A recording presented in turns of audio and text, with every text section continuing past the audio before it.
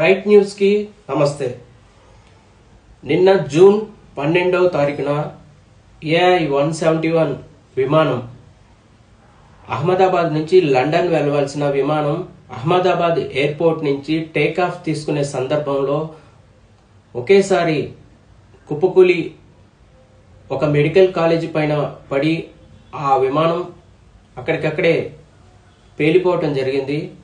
అందులో ప్రయాణిస్తున్న 242 మందిలో 240 మంది అక్కడికక్కడే చనిపోవటం జరిగింది.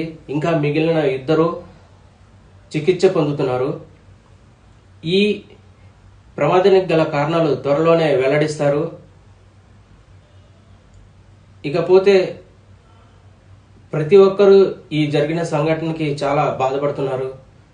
ఇటువంటి సంఘటనలు మళ్ళీ ఉత్పన్నం అవ్వకూడదని ప్రతి ఒక్కరు కోరుకుంటున్నారు. ఇది ప్రస్తుత పరిస్థితి. Thank you.